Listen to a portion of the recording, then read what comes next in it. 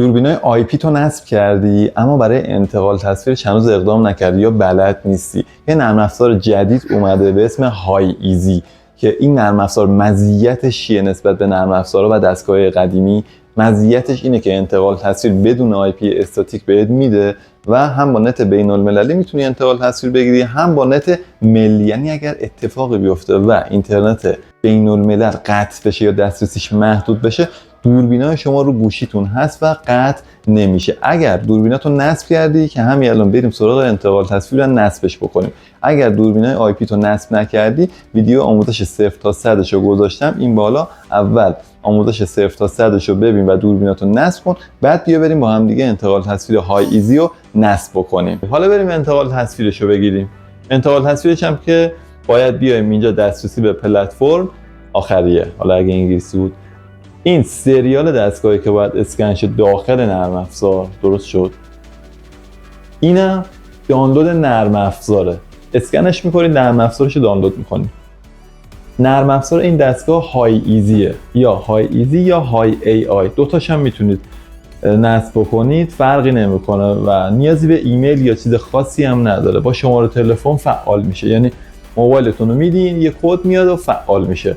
وقتی که فعال شد دوربینا میاد بالا. حالا بریم نصبش بکنیم. خب میریم دوربین رو باز میکنیم، میریم رو عکس برداری. اینجا میبینی که روش نگه میداریم، رو این یه دونه لینک میاد، رو لینک میزنیم باز میشه.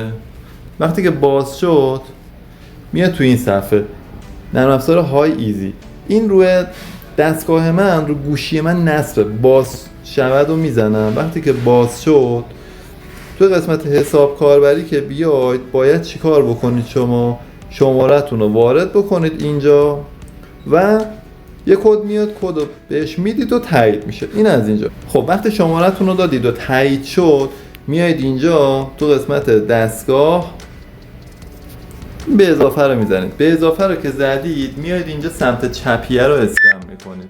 وقتی اسکن شد حساب مدیر که ادمین، رمز عبورم که هم رمزی که دستگاه داشت دیگه، آی بزرگ آی کوچیک 1 2 3 4 5 6 یه اسمم بهش میدیم دیگه اینجا. حالا مثلا ممکنه چند تا دستگاهو داشته باشی برای جاهای مختلف. خازمی مثلا شاپ یعنی فروشگاه. اضافه کردن رو که بزنید به همین سرعت تایید میشه. تایید.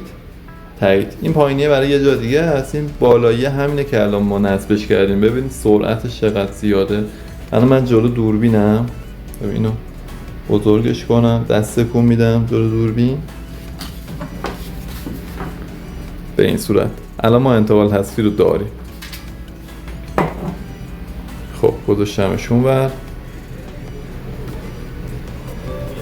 یه سری امکانات هم اینجا به ما میده، مثل صحبت کردن و مثل اسکرین شات از صفحه و تنظیم کیفیت HD باشه یا اولترا HD باشه و اینکه صدای محیط